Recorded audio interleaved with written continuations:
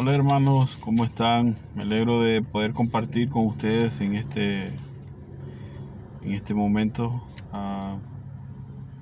Estoy grabando este video con el propósito de compartir algo de la palabra del Señor.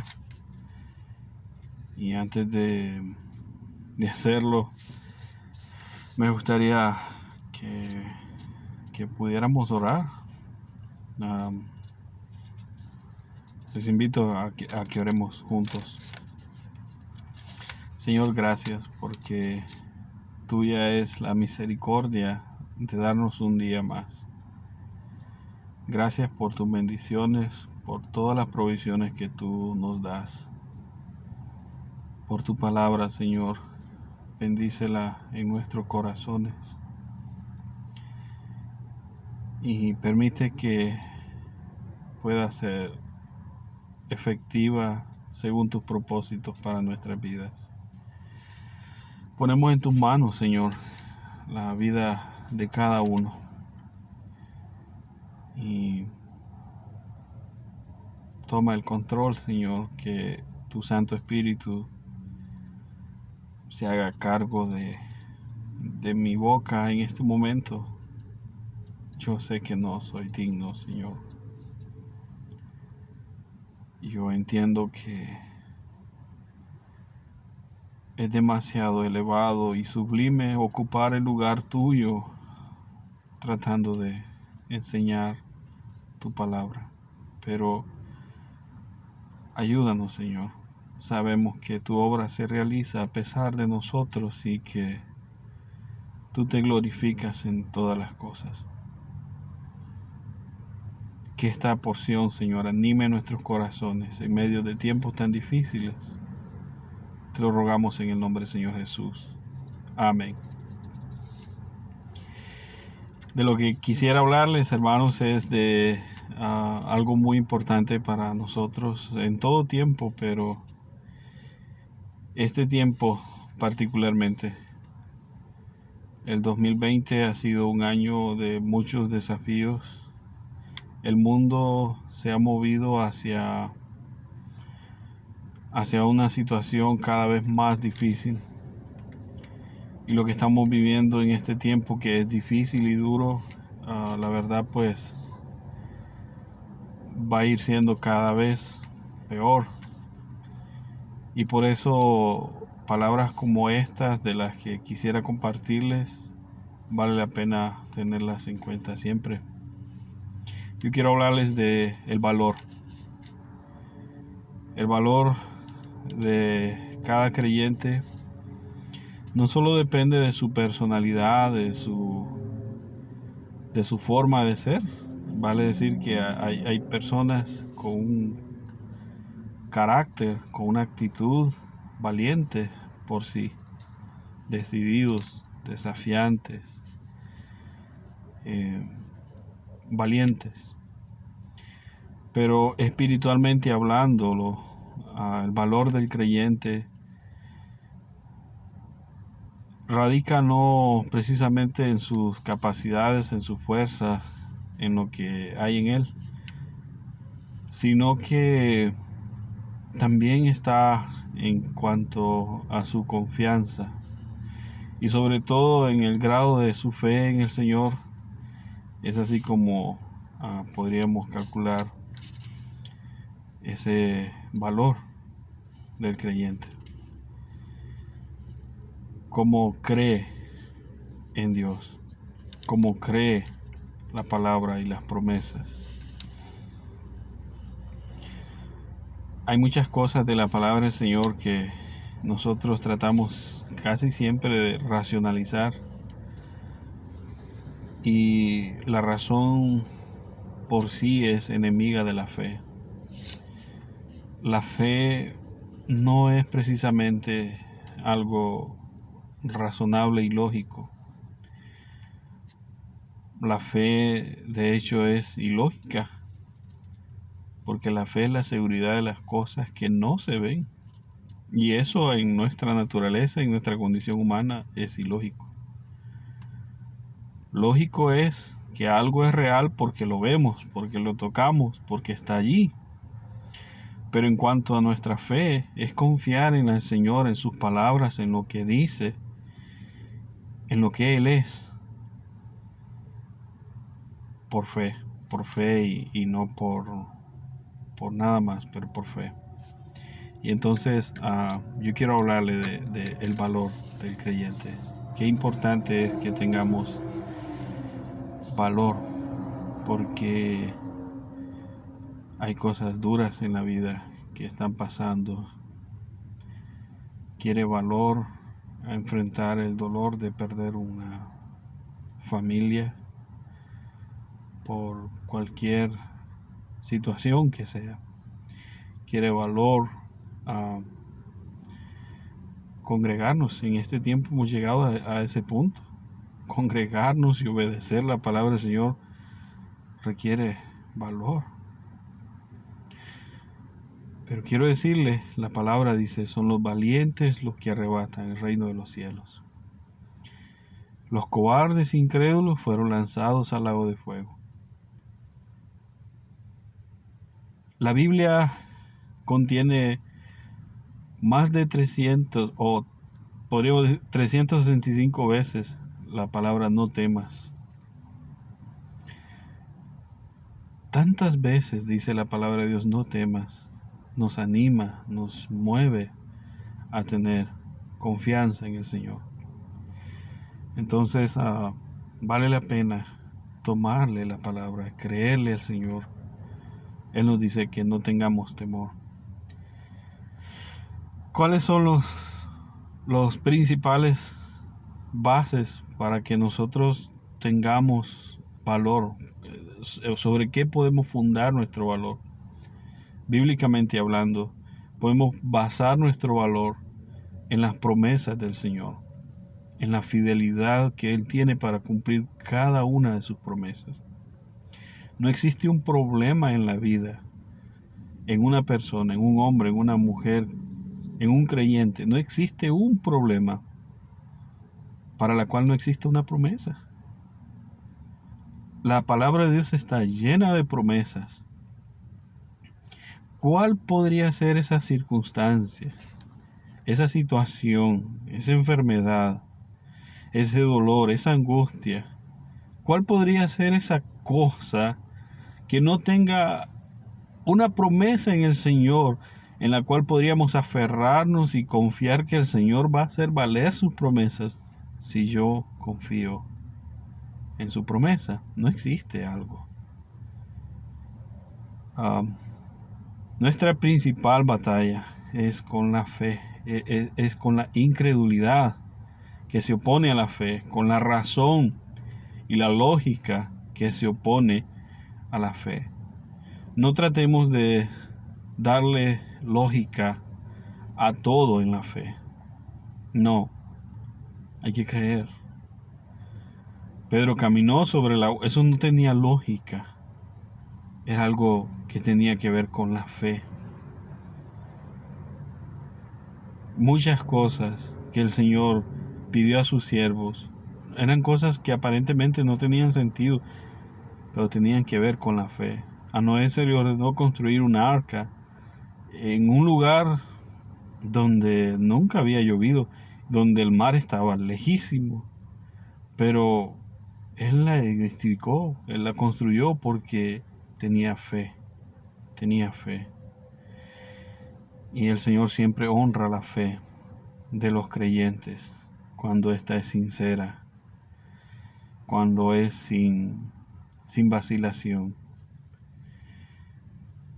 Si hay algún motivo por el que sus oraciones y las mías no son contestadas positivamente cuando son correctas y cuando son dentro de la voluntad del Señor, tiene que ver muchas veces y generalmente por la falta de la fe. Lo pedimos, pero se lo pedimos al Dios limitado que nosotros hemos formado en nuestra mente. Que Dios está limitado, que Dios sí puede hacer todas las cosas, pero a mí no creo. Y excusas. debemos confiar. Debemos confiar. Y entre más ejercitamos la fe, mayor va a ser. Quiero invitarles a leer un largo pasaje en Números 13 y luego en el siguiente capítulo también. Pero Números 13 del 26 en adelante dice: y anduvieron y vinieron a Moisés, a Aarón, a toda la congregación de los hijos de Israel en el desierto de Parán, en Cades, y dieron la información a ellos y toda la congregación, y les mostraron el fruto de la tierra, y les contaron diciendo: nosotros llegamos a la tierra a la cual nos enviasteis, la que ciertamente fluye leche y miel. Este es el fruto de ella, mas el pueblo que habita en ella es tierra fuerte, y las ciudades muy grandes y fortificadas. Y también vimos allí a los hijos de Anat. Amalek habita en Negueb, y el Eteo, el Jebuseo, el Amorreo habitan en el monte. El Cananeo habita junto al mar, a la ribera del Jordán. Entonces Caleb hizo callar al pueblo delante de Moisés y dijo: subamos luego y tomemos posesión de ella, porque más podremos nosotros que ellos. Mas los varones que subieron con él dijeron: no podremos subir contra aquel pueblo, porque es más fuerte que nosotros. Y hablaron mal entre los hijos de Israel de la tierra que habían reconocido, diciendo: la tierra por donde pasamos para reconocerla es tierra que traga a sus moradores. Y todo el pueblo que vimos en medio de ella son hombres de grande estatura. También vimos allí gigantes, hijos de Anat, raza de los gigantes, y éramos nosotros, a nuestro parecer, como langostas. Así les parecíamos a ellos. Entonces toda la congregación gritó y dio voces, en versículo 1 del capítulo 14 ya. Y el pueblo lloró aquella noche, y se quejaron contra Moisés, contra los hijos de y contra Aarón, los hijos de Israel. Y les dijo toda la multitud: ojalá muriéramos en la tierra de Egipto, o en este desierto, ojalá muriéramos. ¿Por qué nos trae Jehová a esta tierra para caer a espada, y que nuestras mujeres y nuestros niños sean por presa? ¿No nos sería mejor volvernos a Egipto? Decían el uno al otro: designemos un capitán y volvamos a Egipto. Entonces Moisés y Aarón se postraron sobre sus rostros delante de toda la multitud de la congregación de los hijos de Israel. Josué, hijo de Nun, y Caleb, hijo de Jefone, que eran de los que habían reconocido la tierra, rompieron sus vestidos y hablaron a toda la congregación de los hijos de Israel, diciendo: la tierra por donde pasamos para reconocerla es tierra en gran manera buena. Si Jehová se agradare de nosotros, él nos llevará a esa tierra y nos la entregará, tierra que fluye leche y miel. Por tanto, no seáis rebeldes contra Jehová, ni temáis al pueblo de esta tierra, porque nosotros los comeremos como a pan. Su amparo se ha apartado de ellos, y con nosotros está Jehová, no los temáis. Entonces la multitud habló de apedrearlos, pero la gloria de Jehová se mostró en el tabernáculo de reunión a todos los hijos de Israel. Jehová dijo a Moisés: ¿hasta cuándo me has de irritar este pueblo? ¿Hasta cuándo no me creerán con todas las señales que he hecho en medio de ellos? Yo les heriré de mortandad y los destruiré, y te pondré sobre gente más grande y más fuerte que ellos. Que el Señor bendiga esta palabra en nuestra vida. Hermanos, qué porción tan preciosa. Yo quiero referirme a ciertas palabras importantes de ciertos personajes que nos desafían al valor. y que nos dan una lección del valor y de en qué se basa el valor del creyente. Estos eran los hijos de Israel, un pueblo que había sido esclavo en Egipto y había sido rescatado por la mano poderosa de Dios. Él había obrado con poder, había sacado de Egipto a este pueblo y había obrado maravillosamente. El Señor dice, muchas señales he hecho delante de este pueblo y aún así no me creen. ¿En qué consistía la cobardía de este pueblo? En la falta de fe. Pero habían dos casos allí, que era el de Caleb y el de Josué. Ellos se atreven a decir, sí podemos conquistarlos, como si fueran pan los vamos a comer. Interesantes palabras. ¿Sabe por qué? Porque ellos no miran la grandeza del enemigo, miran la grandeza de Dios. Hermanos, cuando somos cobardes, cuando algo nos ha amedrentado, cuando nos ha dominado algún miedo, o el rey de los miedos, que es la muerte, ¿sabe? Hemos dejado de ver la grandeza de nuestro Dios. Hemos dejado de contemplar el Dios grande que tenemos. Creo que nosotros en nuestra cristiandad hoy actualmente vivimos más ocupados de cuidarnos moralmente que espiritualmente, que integralmente. Es decir, estamos como que demasiado preocupados por cuidarnos en todo lo externo, que no vayan a criticar nada, que no vayan a ver nada aquí, que no vayan a ver nada allá, que mis palabras siempre sean las correctas, que todo lo externo. No digo que eso no es importante, no para nada. Nuestra santificación es el deseo del Señor. Él desea que nosotros seamos como Él es santo. Pero no es allí donde comienza la tarea. ¿Qué de un hombre que es intachable, que es una persona correcta, de la que no se puede decir nada, pero que no tiene valor? Que no participa de la cena del Señor porque tiene miedo del COVID. Que no va a la reunión porque tiene miedo del COVID. No, pero él es correcto en todo. Pero ¿y su valor? ¿No es más importante la fe? ¿No es por la fe que el justo vivirá?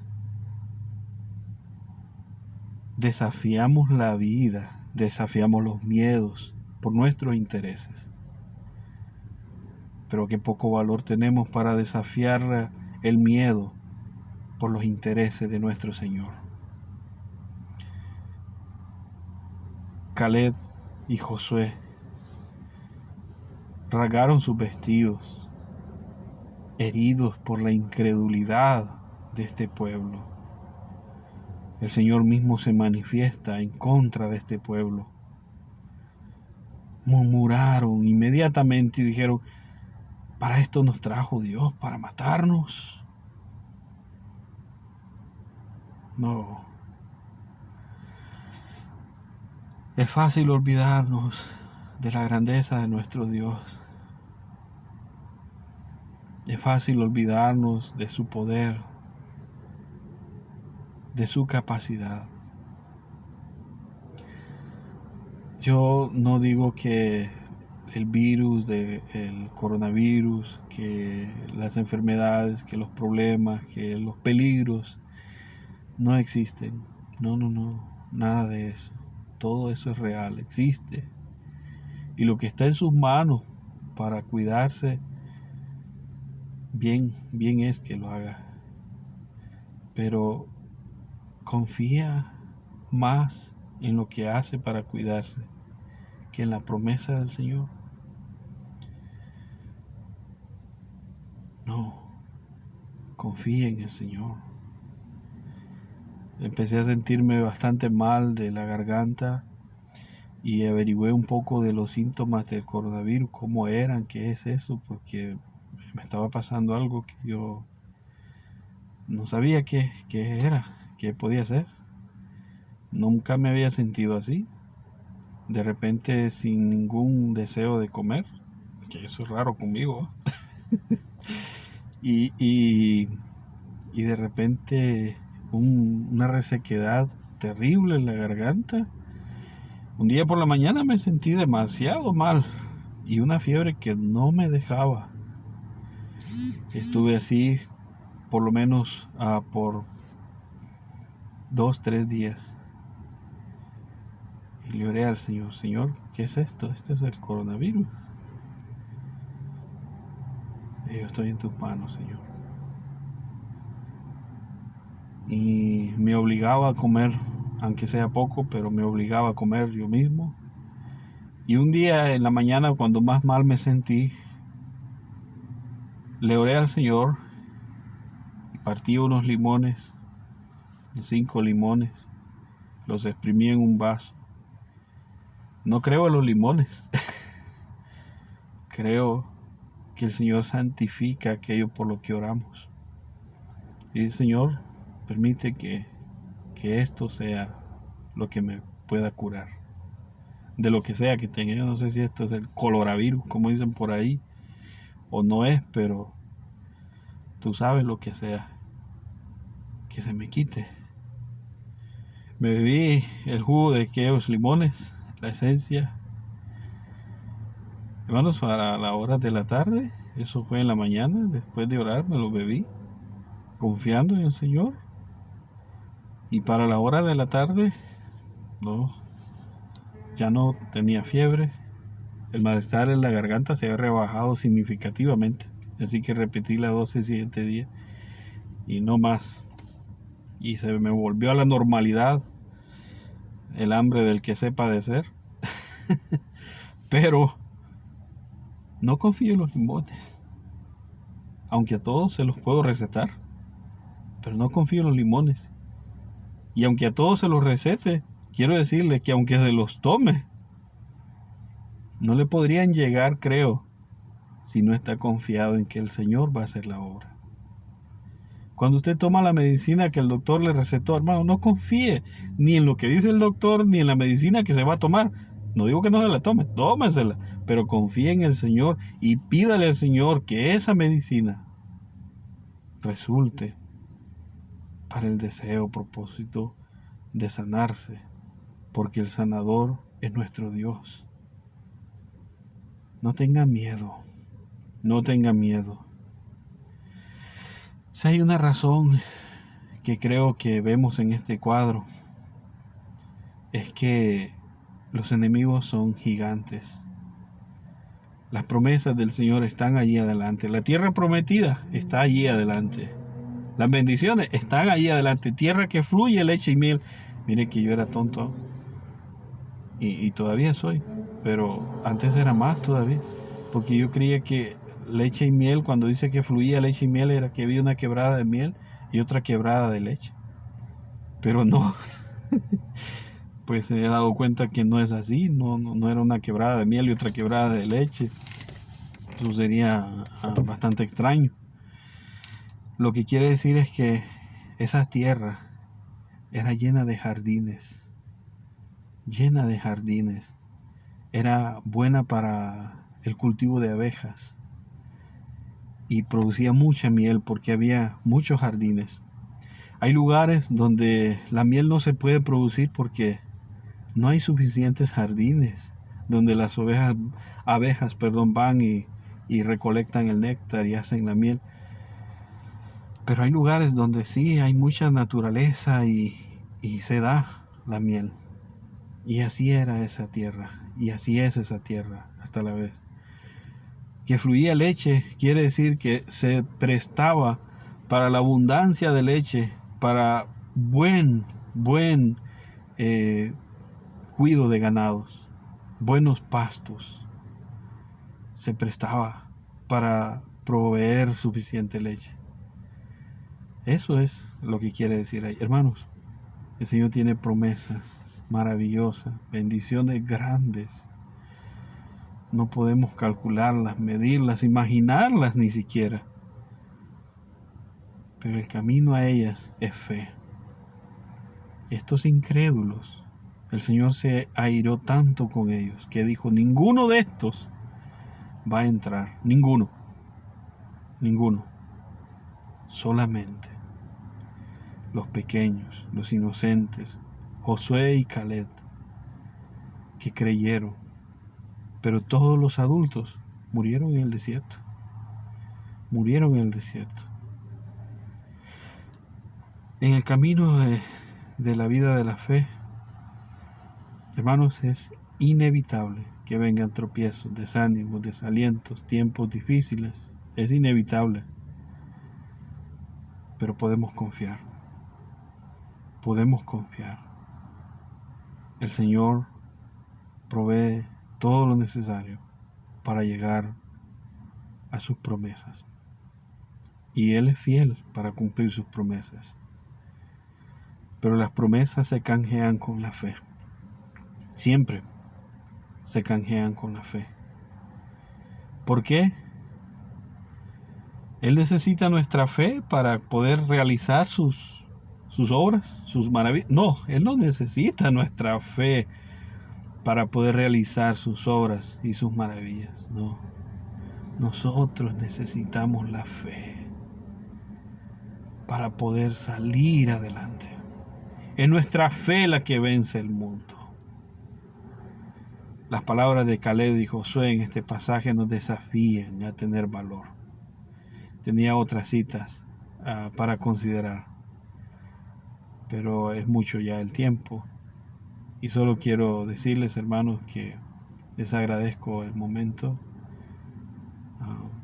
que me prestan. Y quiero decirles que sigamos adelante. Sigamos adelante. Las luchas serán cada vez mayores, pero tenemos que crecer en la fe. Estamos llamados a crecer en la fe. No debemos quedarnos sin crecer en la fe. Don Stan decía, Don Stan era un misionero que vivió en Honduras muchísimos años. Y él daba una ilustración de los casos de la fe. Decía que en la fe hay hombres de 50 años con la mente de un niño de 7 años. Y hay hombres con el cuerpo de un niño y con la mente de un hombre de 50 años. Quiere decir que no es el tiempo que usted tiene de estar en el Señor el que lo hace grande en la fe, o fuerte en la fe, o valiente espiritualmente. Es cómo está resuelto de creerle a Dios. Usted puede tener muchos años en el Señor y haber tenido muchos, como el pueblo de Israel, muchos momentos de ver la gloria de Dios. Y sin embargo llegar un momento de estar vacilando y de no creer. Hermanos, por nada dejemos de adorar al Señor.